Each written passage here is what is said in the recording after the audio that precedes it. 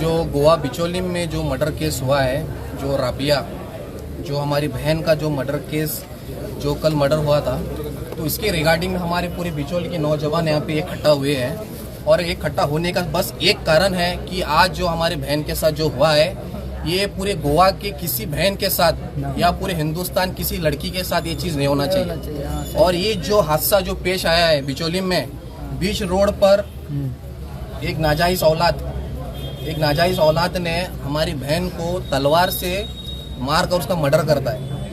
आज हमारे हिंदुस्तान में इतनी छोटी सी बात हो गई है कि हर न्यूज़ में ये चीज़ दिखाया जा रहा है कि आज यहाँ पे मर्डर हुआ है, आज यहाँ पे मर्डर हुआ है, आज यहाँ पे मर्डर हुआ है। मगर वो दलिंदर को एक पल का भी उसको ये ख्याल नहीं आया कि उसकी 4 साल की बच्ची है और उसकी खुद की वाइफ को उसने मर्डर किया।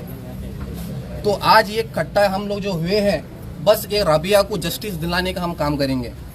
बस आज हम पुलिस स्टेशन में आए हैं और मुझे पूरा विश्वास है हमारे गोवा पुलिस पर कि वो लोग इसके ऊपर कड़ी से कड़ी एक्शन लेंगे और कड़ी से कड़ी उस लड़के को सज़ा मिलेगी।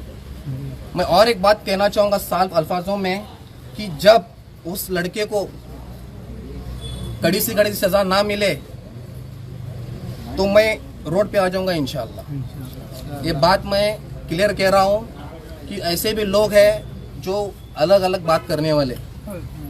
मैं हिंदू मुसलमान की बात नहीं करता, हमें एक होकर काम करना है। आज हमारे हिंदू बहन के ऊपर ये चीज़ होगी तो ये जितने भी शेर लोग यहाँ पे आए हैं आवाज़ उठाएंगे इंशाल्लाह। चाहे वो हिंदू हो चाहे वो मुसलमान हो, यहाँ पर सिर्फ इंसानियत के लिए काम होगा और इंसानियत की नज़र से देखा जाएगा।